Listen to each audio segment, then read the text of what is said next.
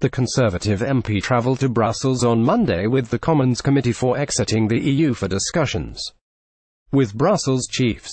Mr Mackinlay, MP for South Thanet, claimed Guy Verhofstadt mentioned the option of Britain becoming an associate member of the EU when it severs ties with the bloc, with the country having a deal resembling that of Ukraine's relationship.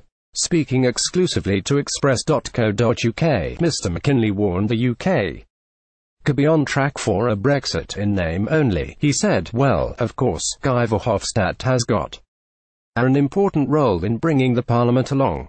Getty BBC Brexit News. Craig Mackinlay opened up on his meeting with Guy Verhofstadt. The Parliament doesn't speak with one voice. There are all sorts of voices within the European Parliament, but I think he can probably speak with enough of a majority there that if there's a deal that he is comfortable with Barnier, then I would think he has got some confidence he can get it through the Parliament. There was talk about Article 217 route, which is almost like an associate membership, which is the first time I have heard that mentioned. I haven't really analysed it yet, but it seems like a means back in rather than what we are attempting, which is a route out. It is more the means by which countries like Ukraine have become attached to various parts of EU institutions.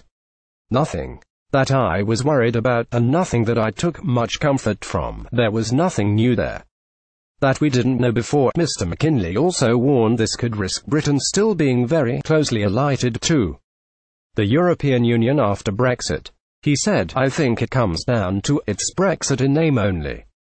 It's not real, it's somewhat imagined. You can still be very much closely aligned on rules and regulations, access to the single market, financial services, and sort of stuck in a no man's land where you are taking a lot of the rules and not actually being part of the decision-making process, whether you love it or loathe it. It is what we have at the moment being EU members. It would seem that countries like Norway and Switzerland, in particular, have a type of freedom that I don't think the EU considers as appropriate for Britain in the future, which is a worrying step.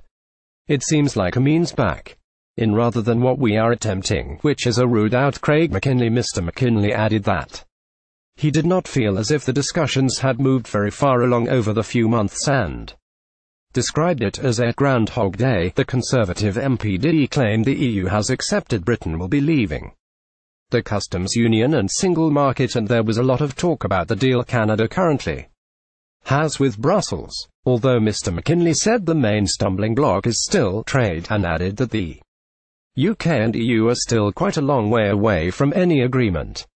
Speaking on the Andrew Marr show on Sunday, Mr Verhofstadt said he wanted an association agreement with the UK after Brexit.